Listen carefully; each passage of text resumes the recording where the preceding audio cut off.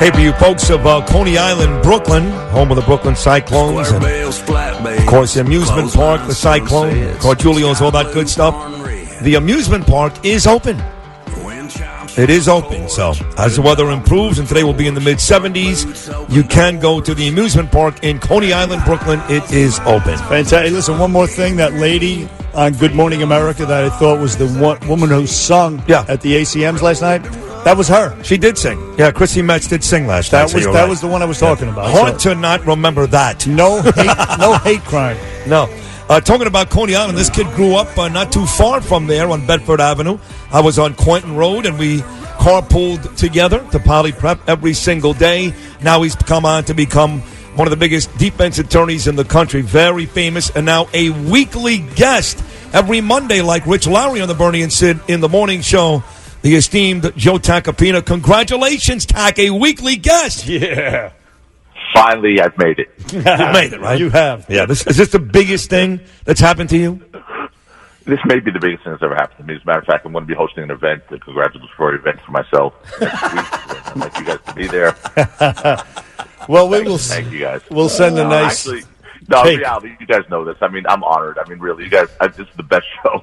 I mean, honestly, this blows away Imus. This is just fun stuff to do. It's stuff that is really, you guys hit hard-hitting issues, but you do it with some amusement, some entertainment, and, you guys are my brothers. So this is great for me. This is really an honor. Thank you, Tac, and we're happy you're here. Thank you very much, and very nice words that we blow Imus away. Let's get to the big story in your field from this weekend on Friday. Craig Carton, former co-worker of mine in a couple of spots, WFAN morning show host, talking about Imus. He, of course, replaced him. Went on to have a very successful 10-year career, gets arrested by the feds. Long story short, he's facing a judge that my wife Danielle knows, that Idala knows, that you know, who's got a reputation of being very, very, very tough. The prosecution wanted 7 to 9. He was facing up to 45, and happily he only got 3.5. Were you surprised to see the judge go that easy on Craig? I don't think she really went that easy on him. I mean, if you I read her entire sentencing transcript. She laced into him. I mean, she. Yeah, but let me stop you for a second, because I spoke to him Friday, and she did lace into him, and she said some very nasty things. But he was very happy that she said nasty things rather than put him away for 7 years.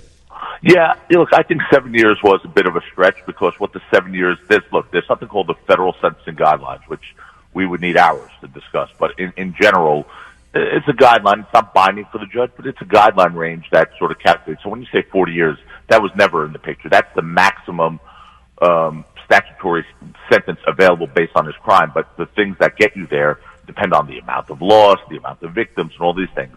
7 years was what the prosecutor wanted, but that did not take into consideration all the mitigating circumstances in Craig's life. And the mitigating circumstances had to do with the fact that, he has a big family that's going to suffer enormously. He had Tourette's syndrome. His children has Tourette's syndrome.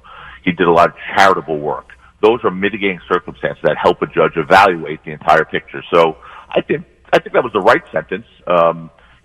He would have done a lot better, I think, if he had probably pled guilty instead of taking this to trial, because he lost some valuable points called acceptance of responsibility. But then again, I don't know what the prosecutor was offering him as a plea deal. But no, look.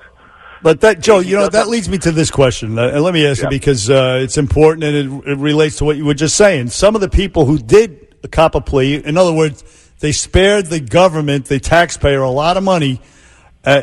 Instead of going through a trial, they said, yeah, I did it, I'm guilty. And they still got, at least 5 years. And this guy only got, 3.5 years or something like that? I mean, some people say that's not fair. These guys who took a plea, they got more time than a guy who didn't accept responsibility initially. Well, except the problem with that analysis is you have to look at each individual separately, and that's what the federal guidelines allow for. I mean, the people who got more time in this deal may have had a lot more to do with the loss amount, may have been involved in other aspects of the deal that Craig wasn't involved in. I mean, look, what Craig did was take money from people, pretending it was going to some investment into some company, a ticketing company, and really used it for his own personal use and to fulfill his gambling addiction. Other people may have been much more, culpable in different parts of this thing. So it doesn't really matter that other people got. But look, sometimes what you just said, Bernie, is the true thing. I mean, I've had cases where a prosecutor has offered more time on a plea than what the defendant got after a conviction at trial. It happens. I mean, so sometimes you go to trial, it's sort of guilty plea by trial. And maybe that's what happened here. Maybe the prosecutor's offer was 7 years from the get-go.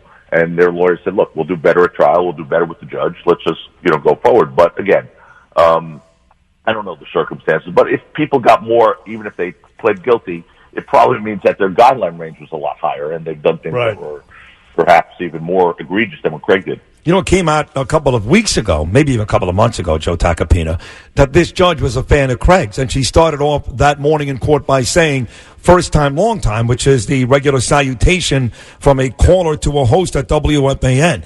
So when I combine that with the fact that he only got 3.5 years, even with all of the nasty things she said to him and about him after the niceties at the very beginning, I really wonder if the fact that she was a fan really helped him here, or the fact that she just really understands that addiction is a disease. What do you think? I think this is a very good judge. I know her. She's very smart, very intellectual. I think she understands the complete picture. I don't think her being a fan had anything to do with it. As a matter of fact, one thing, if you read her sentencing transcript, that sort of irked her was that Craig had sort of belittled women as sports fans. And she said, by the way, I have some news for you. We could be sports fans too. Yep. So clearly he had rubbed her the wrong way at some point, which may have cost him another 3 or 4 months. Who knows? No, I think she's just a judge who does what most federal judges do. They're very smart. These are the top people in the profession.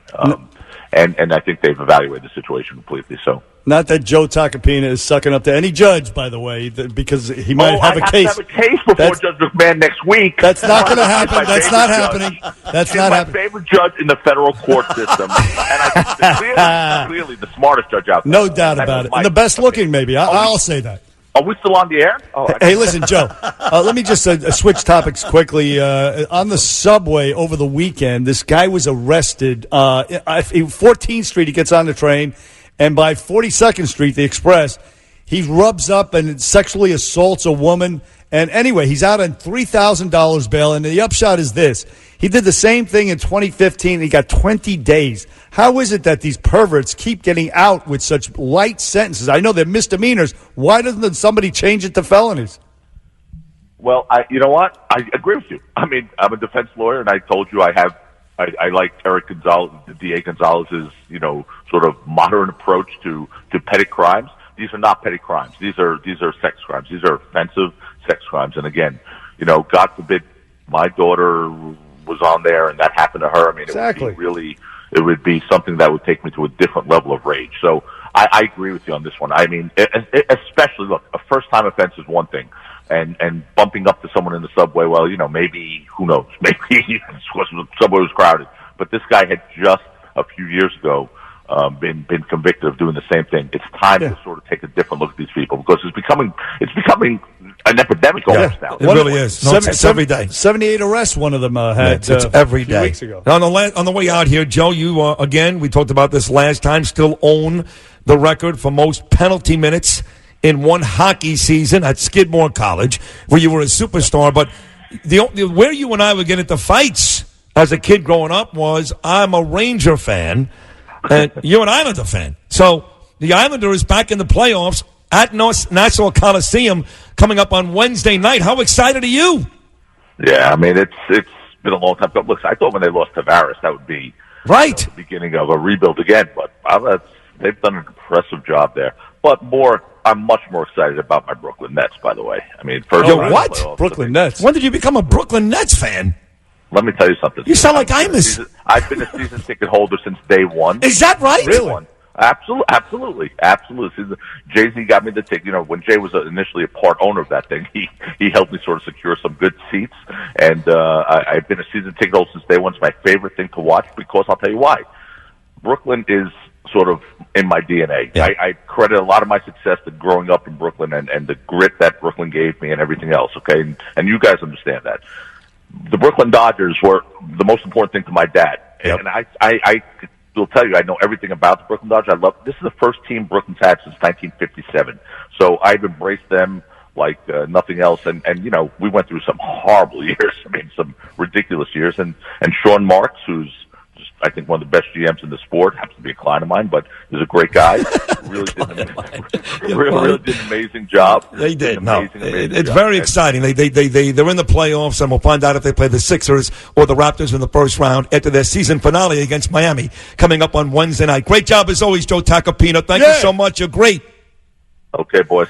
We'll see you again Monday. All right, man. The great Joe Tacopina. Back on Bernie and Sid right after this. Bernie and Sid in the morning, 77 WABC.